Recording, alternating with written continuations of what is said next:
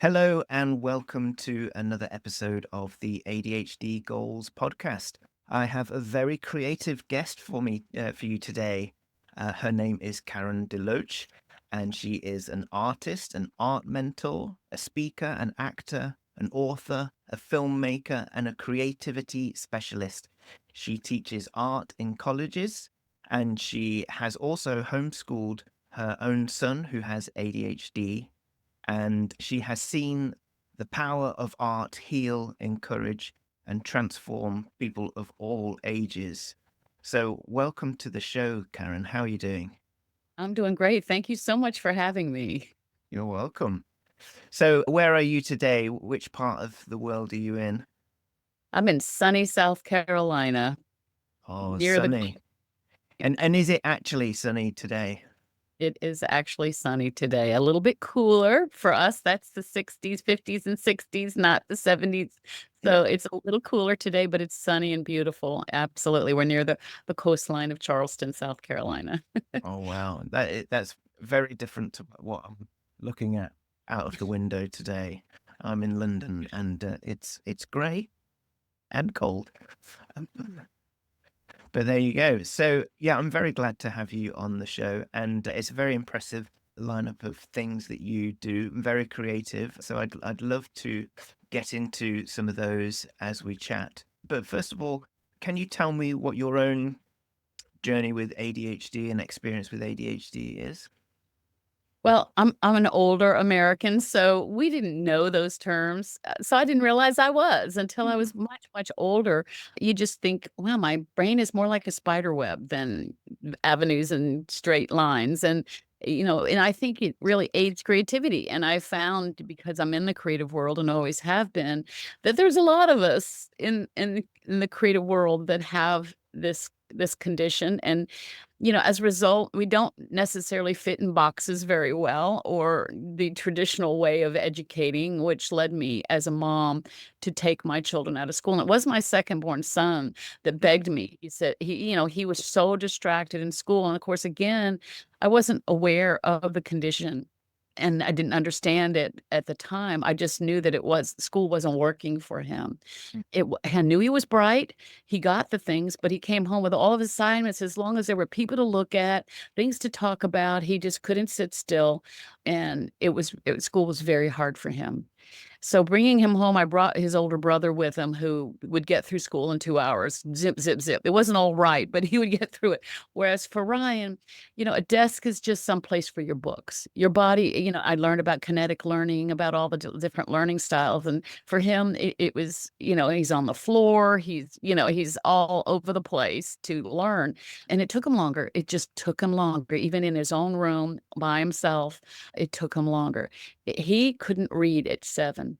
Mhm. He struggled even in 4th grade to read. In 5th grade, he had a 2nd grade reading level. And he understood phonics. And to this day, he likes to spell phonetically, which Yeah. English is not really spelled phonetically most of the time.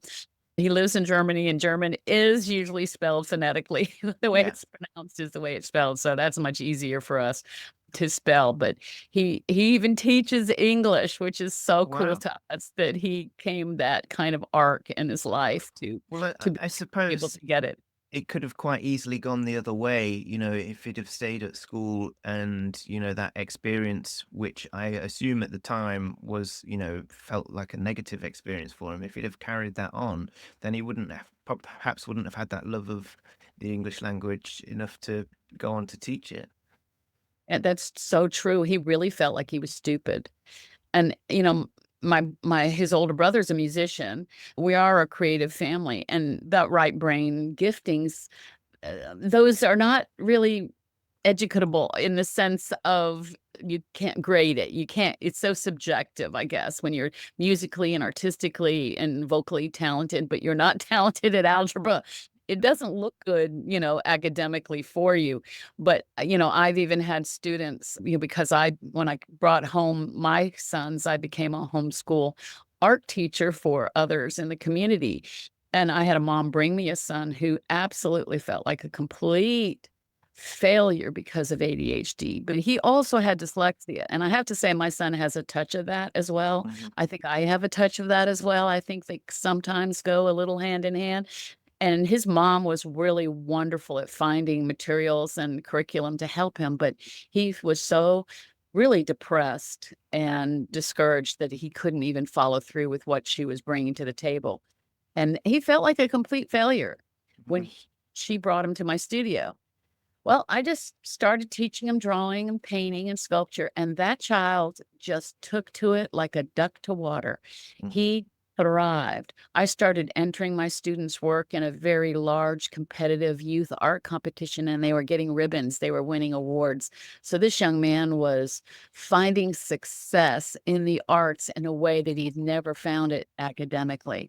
It changed his life. It gave him the courage and the the got him out of depression for one thing, and he Mhm. was able then to work with his mom to get to the academics that he needed to be able to graduate from high school. So we know the place that arts played in his life, and all of my children, my 4 children, who are all very right brain oriented, are all studio babies, and, they none of them are professional artists, but two of them are professional musicians, and they all write, they all, are actors, and, these are things that were valued in our home, and as a result, we kept them from really feeling like failures because academics were so hard.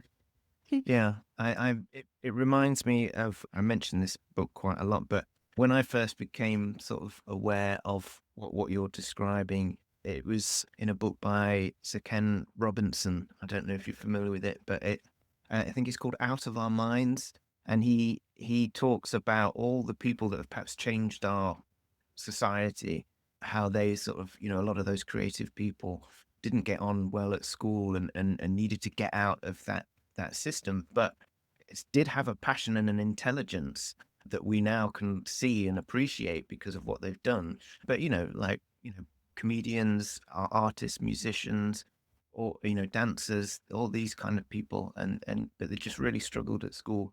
And I think the point I'm trying to make is that we can be quite narrow with what we deem as being intelligent, whereas there's lots of different intelligences and if you don't acknowledge those, it can have a real damaging effect on the individual. They label themselves as failures or stupid, and yeah, and it's important to embrace those other intelligences.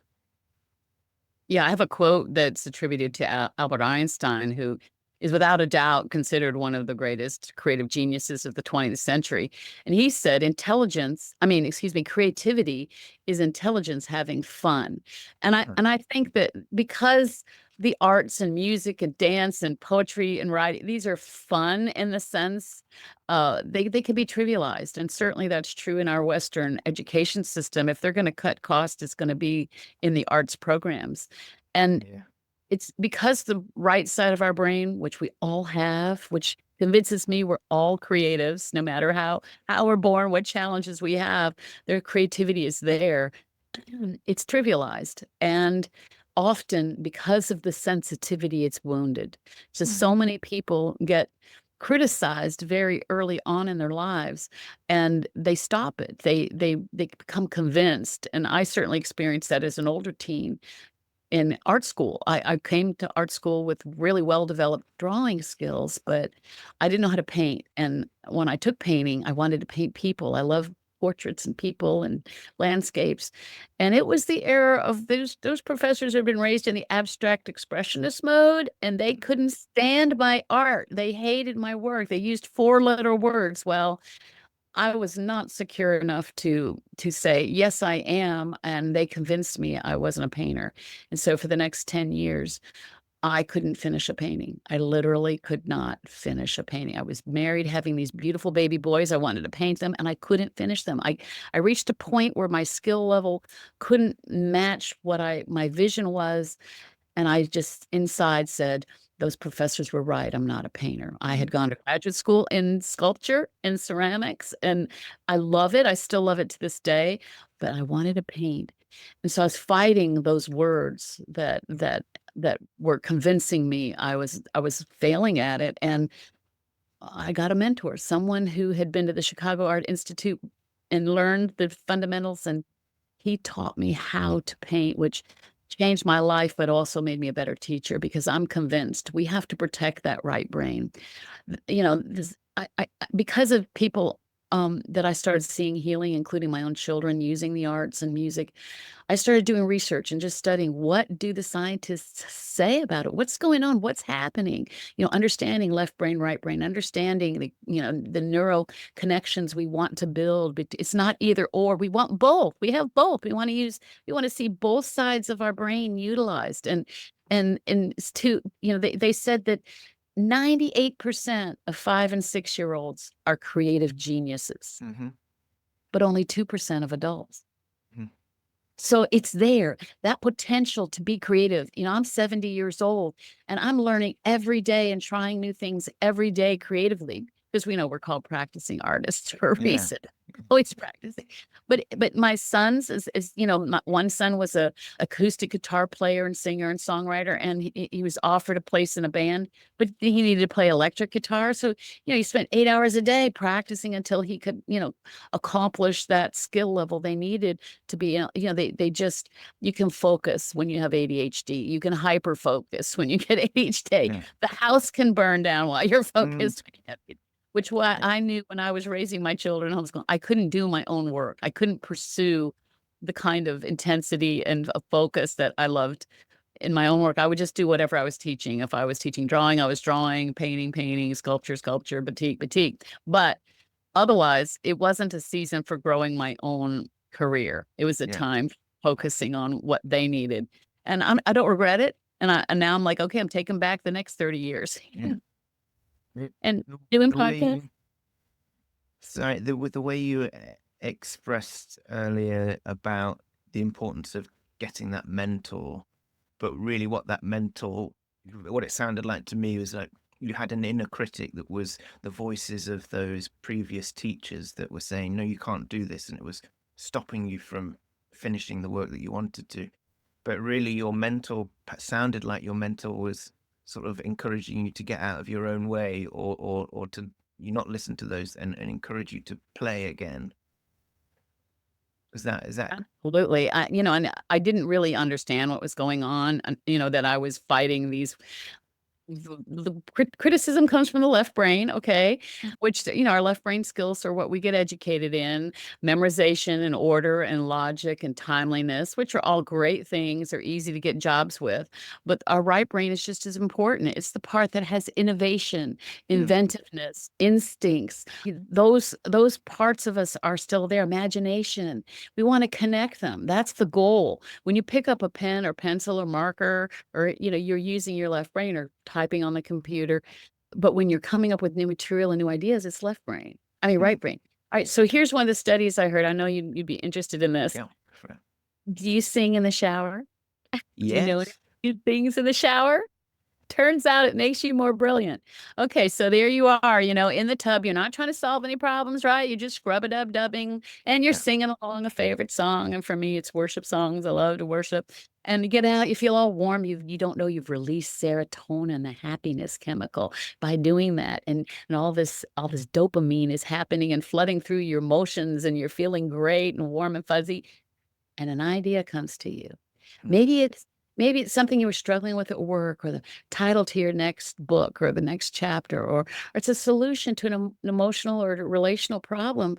And you just get an idea and you don't even realize you've been building these beautiful neural connections in your brain, left brain, right brain, and just like a spider web, making new connections. I always called my brain a spider web. It's like I got ideas that kind of interconnect. There's not straight lines. So it's like in your brain, there's connections happening when you're exercising your creative right brain. And we can always do it every day. We can purposefully do it, and it happens and makes us more brilliant, less brain fog, helps with depression or oppression.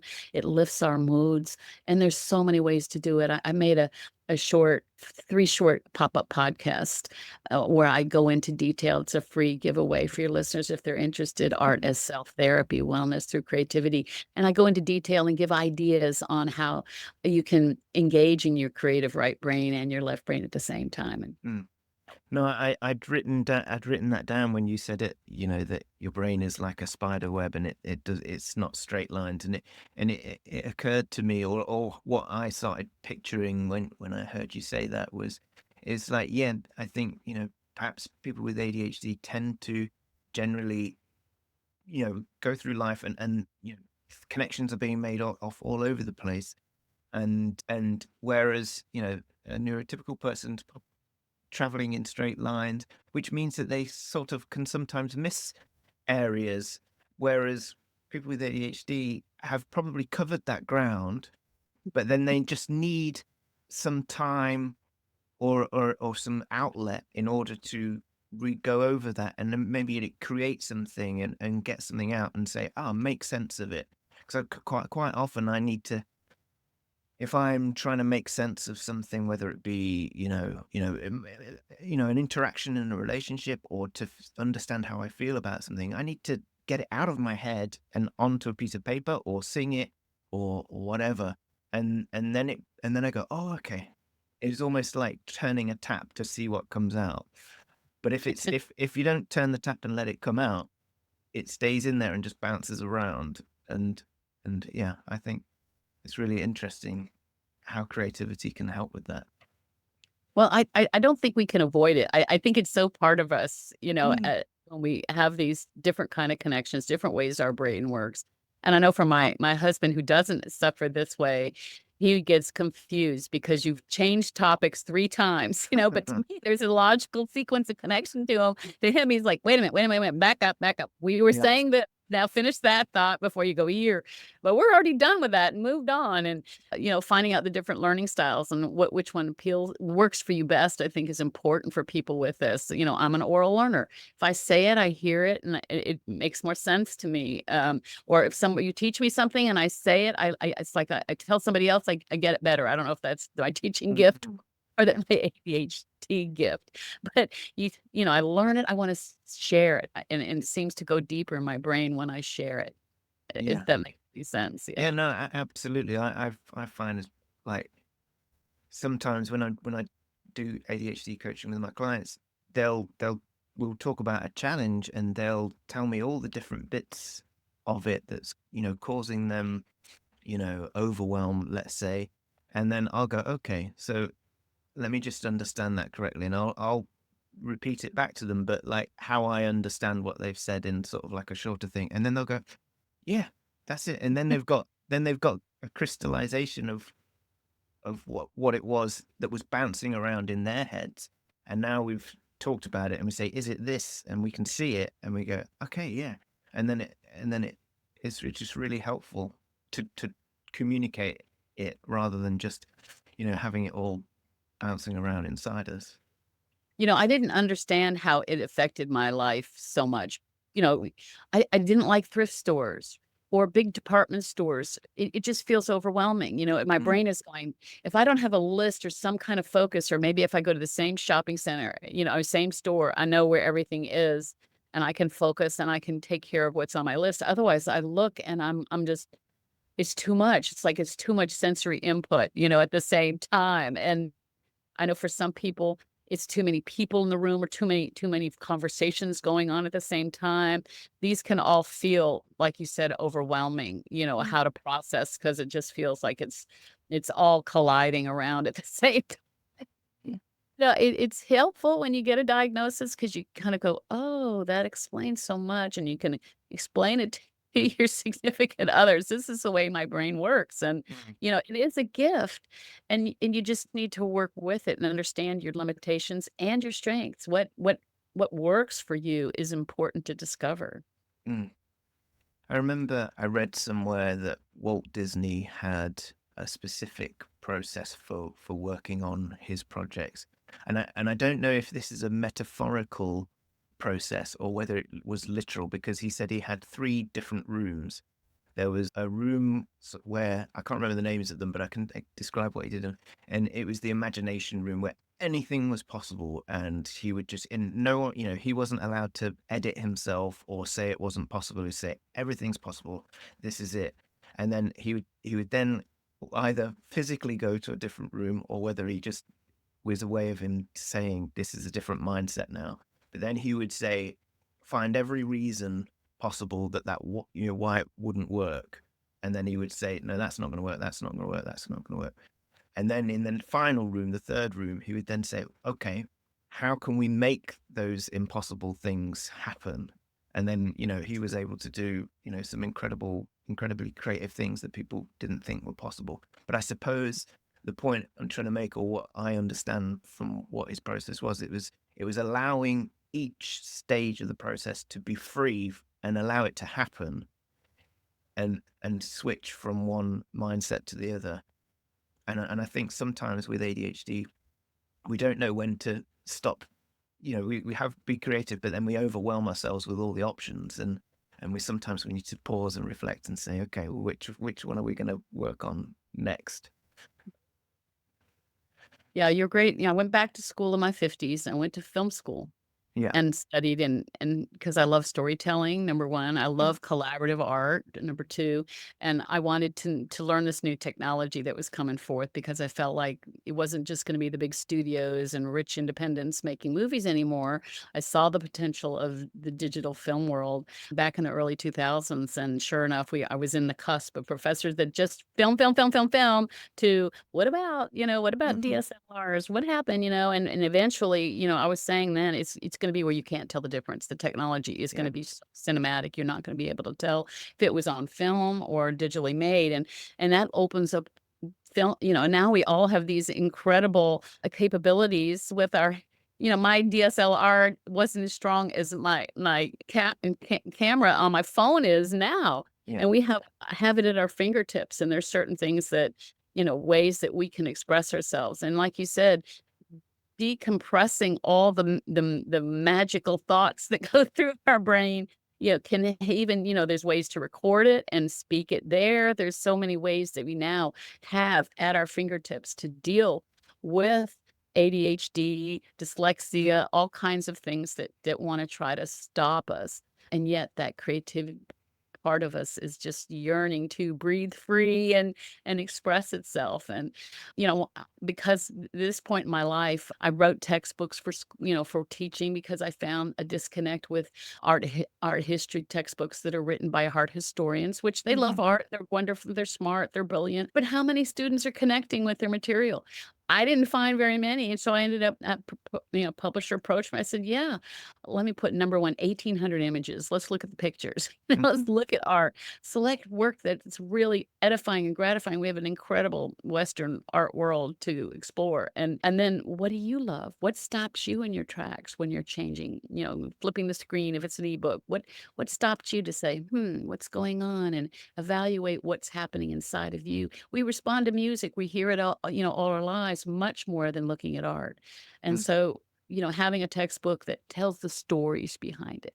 Why did Michelangelo, the sculptor, do the Sistine Chapel painting? What was his process? What was he thinking about? He designed part of the portico of the Vatican.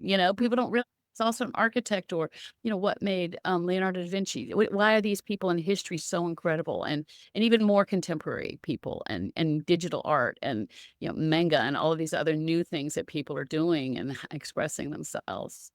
Well, it's funny you should mention those Renaissance artists, because I do think that in that time they were polymaths, really, that they were able to do so many different things. And I do think to myself, I wonder if they were ADHD, because they were obviously interested in so many different things, and they had opportunities to put all those interests and connect all those ideas together. And like you said earlier when you were talking to your husband, like, yeah, it makes sense to you, the way you're thinking about everything. They're all connected, whereas a straightforward up and down thinker will be like, hang on, how does that connect to that? Yeah, I do find it fascinating thinking about I mean, I occasionally wish I lived in an age where, what do they call the Patreons? An Oh, artist would have a Patreon. It's like, yeah, wish, yeah. I wish I had a Patreon that would just pay me to do. So You you I'm sure sure I'd be like to do something that would be useful and would warrant it. oh. You're so right. I think about that, either the church or powerful businessmen or, merchants or bankers, they would, support an artist and commission them to do all these works and supported them in their efforts. It's the golden age I look forward to Yeah. happening again. Because I think myself personally, I consider myself to be a creative person, whether it be art and design or music. I really like Podcaster. a podcaster. Yeah, yeah. I do have that side of me, but what I've realized, getting to the point when I was sort of feeling overwhelmed and I was looking for answers, and it turned out I had ADHD, is because I'd spent so much of my life trying to fit into the box that everybody else was you being successful at, and you end up not creating anything because you're so focused on trying to figure out how to do the stuff that everybody else can do. And yeah, Yeah, it's a challenge. it's true. And, and if we've already grown up feeling stupid, and I'm glad there's people like you there to counsel and to help those who've been damaged and wounded because their brain just doesn't work like everybody else's. Just being left-handed, which I am, and a lot of creatives are, your brain is wired differently. I Mm. mean, that's just the truth. We're more right brain oriented. I mean, it's not that you can't be creative if you're not left-handed, but it seems like a whole lot of creative people are left-handed because the brain is wired a little differently. And my firstborn was ambidextrous, and I didn't understand. If it was on the left side, he used the left hand. If it was on the right side, he used his right hand until he broke. He was learning to write left-handed until he broke his wrist. It was very sportsy, and he ended up writing right-handed, but he did baseball as a lefty. He pitched left-handed, did first base, and batted left-handed, golf's left-handed, but he plays the guitar. But, you use both hands when you play the guitar, but he That's plays it right. like a righty, not a lefty, things like that. And playing the piano, obviously, it takes ambidextrosity, Yeah. you need both hands. So, I could see how those gifts overlap in the creative world, Yeah. certainly. And I just love it, and I'd relate, and it's one reason why I wanted to talk to your audience to encourage and say, "It's there, the gifts are there." If you can see it as a gift, whatever hindrances and whatever the world has thought of it, or your teachers or your Mm. parents, giving you a hard time because you just didn't think the way they do, it's really truly a gift, and I hope you can get, people like Lawrence to counsel you and give you healing from the bad words, because the truth is we get wounded by words. That saying, "Sticks and stones may break my bones, but words will never hurt me." Bah humbug. That is Yeah. so not true. Words hurt us. Yeah. I mean, I had somebody tell me, yeah, in kindergarten, I was coloring outside the lines and my teacher ripped my paper up in front of the class. "You don't color outside the lines." And she said, so then in second grade, a friend said, "Let's color." And she just went, "I can't color." Can you imagine? 7 years old, already believe you can't color because of some mean teacher who shouldn't have Yeah. been teaching kindergarten in the Yeah. first place. But that's a lot of experience that people with ADHD and dyslexia and other challenges, neurodivergent talent challenges have experienced. And, get the healing you need, whatever it takes to get over, so you're not constantly listening to that. I call it the left brain bully, because Hmm. the criticism comes from the left side, the voice of those teachers that, for me, I agreed. I came into agreement with them. It wasn't just their words. I just didn't have the confidence in myself to say, "No, you're wrong. I'm gonna learn to paint." Hmm. I got defeated by their words. I went to 4 different classes of teachers to try to get somebody to tell me I could paint or Hmm. show me how. And Hmm. so became convinced, and that was part of what I had to dig myself out of, is not just getting the skills that I needed to prove them wrong, but also to convince myself, "You know what? I can learn to paint. I can be a good painter. I can be a great painter. I can be an award-winning painter. Yay!" Yeah. And I colored outside the lines even on my walls when I was a child and got in big trouble. My mom didn't know people were gonna pay me to do murals on their walls. I like big. I like to big. Because this is all of our houses, a big experiment in Yeah. painting on walls. We have murals all over, but, I had to have one blank wall for my podcasting. But, it's beautiful. If you can receive your neurodivergent brain as a gift, and find those ways to adjust to the culture or whatever expectations, get healing from the wounds that those words hurt. They hurt Mm, you, and you need to know that it's not true. You're not stupid. You're and not fitting in the box, I think, is a plus plus. yeah. So let's maybe have a little look at that using art as healing. So you so let's imagine that the listeners, if there's anybody in the audience that has maybe had some of those negative reactions in the past, and they think, oh no, I can't draw or paint or whatever. Where would you encourage them to start, and maybe switch that editor off, and how would you advise them to start being creative? Well, I have my clients and students. What did you love when you were 5 and 6 and you were a creative genius? Did you love dancing? Did you love spinning? Did you love telling stories and directing plays in kindergarten like I did? Did you love drawing, painting, sculpture? Did you love writing? Did you love music? Or like my second ADHD son, everything was a drum. Guess what? Mhm. He became a drummer. Hello. And his wife says everything is still a drum. That's just who he is. Drum, drum, drum, drum.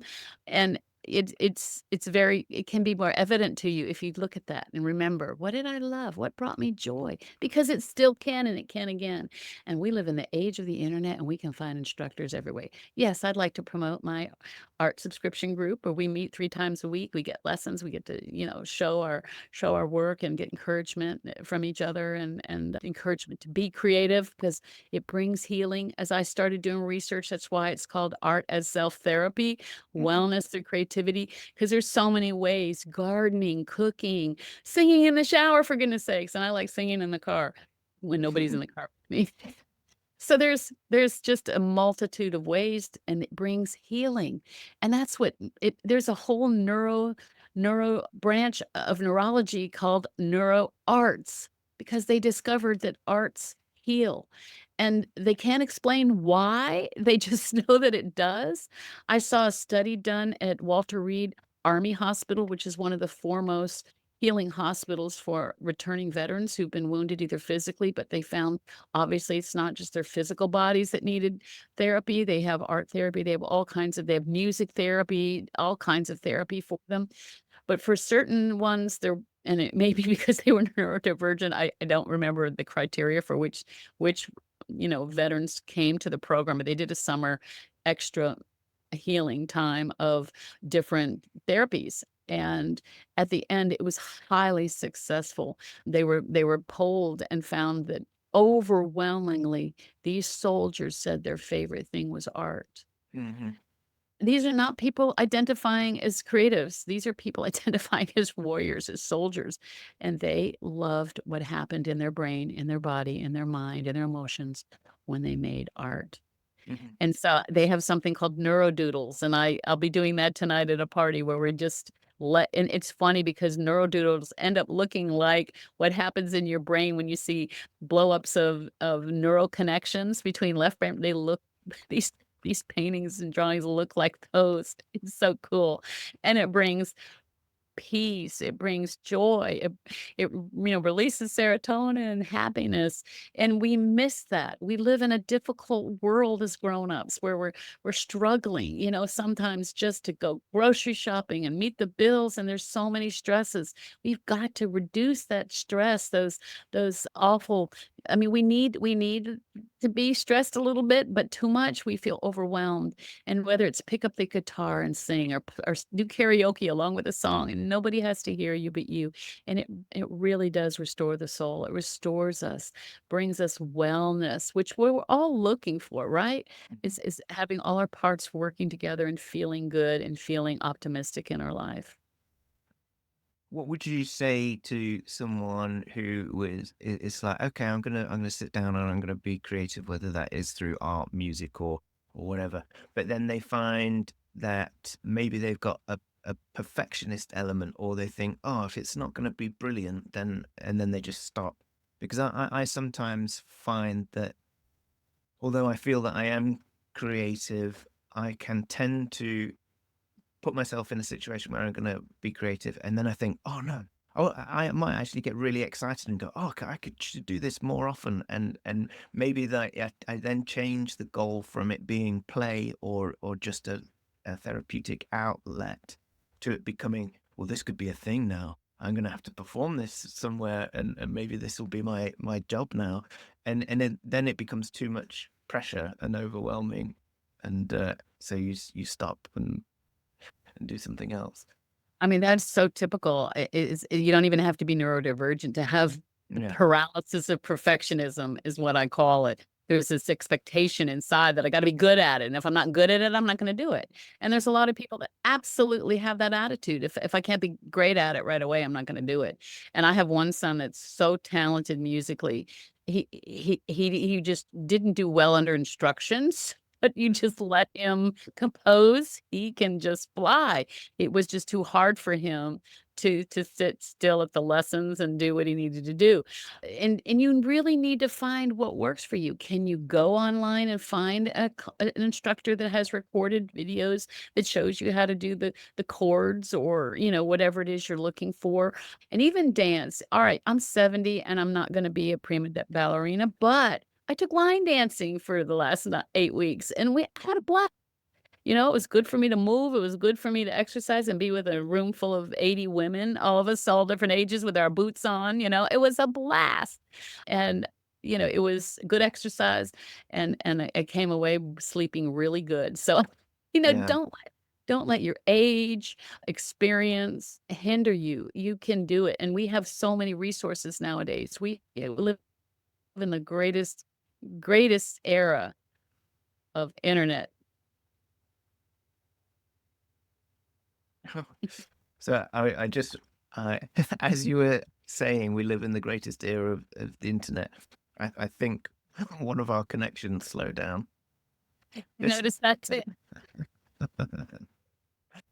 so, Karen, tell me a little bit more. So, in terms of, let's say, if somebody wanted to find out more about what you do, and if they could get some guidance on that, where might they be able to find you online, and what would they learn there? Well, thank you for that opportunity. Yeah, KarenDeloachArt.com, pretty easy.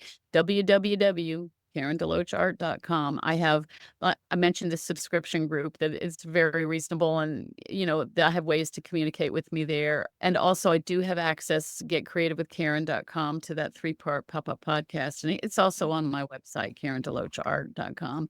And that's free. You can download that. I have books there, how to draw, how to paint.